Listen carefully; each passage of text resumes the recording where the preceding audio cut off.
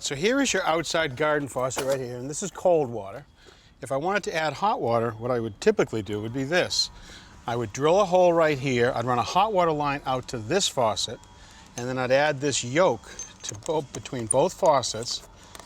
And then when you do that, you open up hot and cold, it'll mix right here, but it looks a little jury-rig, a little clunky. I agree. All right. So what I want to install is this. It's a frost-proof wall hydrant. That is a serious outdoor faucet. It really is. I'd run hot and cold out from inside. This is what it's going to look like on the outside of the building right here. You have a hot handle and a cold. When you open them, the water comes together and mixes right here. Here's where you attach the hose. Now, I mentioned it was frost-proof. Now, with this garden faucet right here, there's a shut-off inside that you have to remember to shut off in the fall, because this will freeze in the winter, because the washer for this faucet is right here, which means there's water right behind it. Okay. Look at the difference with a frost-proof. You can see the washer on this one is back about 4 inches, so it's inside the conditioned space so it can't freeze, and then there's no water outboard of it.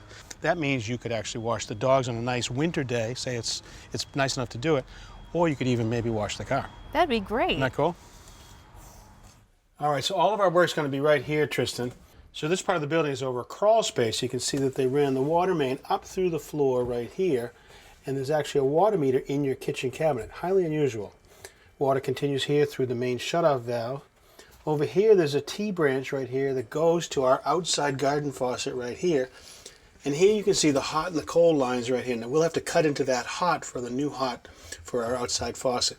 Now, to make it a little easier for us, I'm going to remove this disposer to give it a little room to work, and it starts by turning the water main off.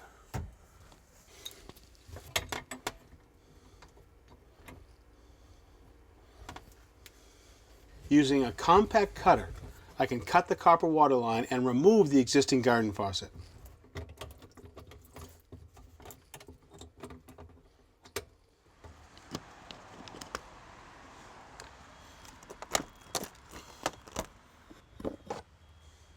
All right, so the new faucet is 5 inches center to center.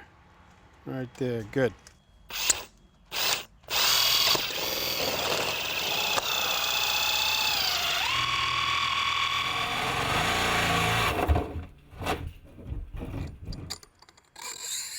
I loosen and remove the stem units so I won't damage the washer when I solder on these extension pieces.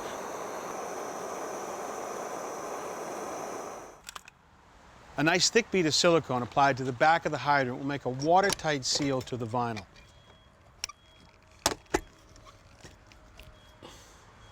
I secure the hydrant in place with all-weather screws. Okay, I'm done out here.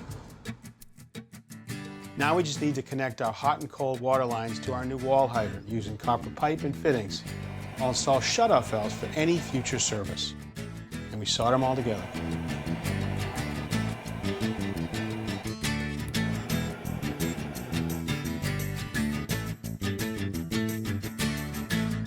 All right, Tristan, water is back on, and here is your new wall hydrant. You've got cold water like you've always had.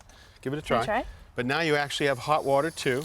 So the nice thing is you can use this faucet all year round. You don't have to worry about it freezing, and you don't have to shut the faucets off inside.